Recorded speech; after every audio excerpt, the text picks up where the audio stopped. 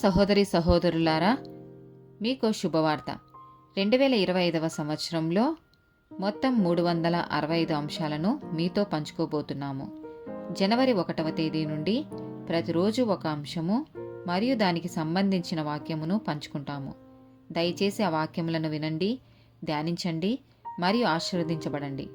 దయచేసి సబ్స్క్రైబ్ చేయండి మరియు మీ స్నేహితులతో పంచుకోండి. ధన్యవాదాలు.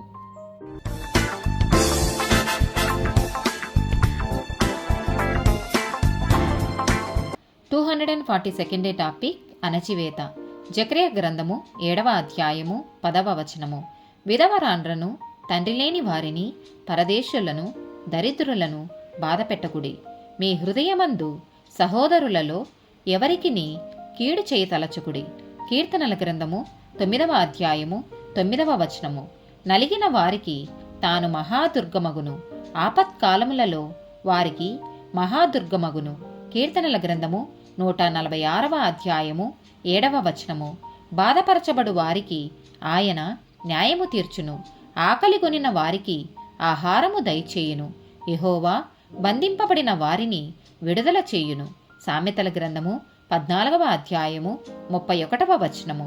దరిద్రుని బాధించువాడు వాని సృష్టికర్తను నిందించువాడు, బీదను కనికరించువాడు ఆయనను గనపరచువాడు. యెషయా గ్రంథము 10వ అధ్యాయము 1-2 వచనాలు. విధవరాండ్రు తమకు దోపుడు సొమ్ముగా ఉండవలెననియు, తల్లిదండ్రులు లేని వారిని కొల్లపెట్టుకొనవలెననియు కోరి న్యాయ విమర్శ జరిగింపకుండా దరిద్రులను తొలగించుటకును, నా ప్రజలలోని బీదల న్యాయమును తప్పించుటకును, అన్యాయపు విధులను విధించు వారికిని, బాధాకరమైన శాసనములను వ్రాయించు వారికిని శ్రమ. కీర్తనల గ్రంథము 72వ అధ్యాయము 4వ వచనము. ప్రజలలో శ్రమనందు వారికి అతడు న్యాయము తీర్చును, బీదల పిల్లలను రక్షించి బాధపెట్టు వారిని నలగగొట్టును. యెషయా గ్రంథము 1వ అధ్యాయము 17వ వచనము.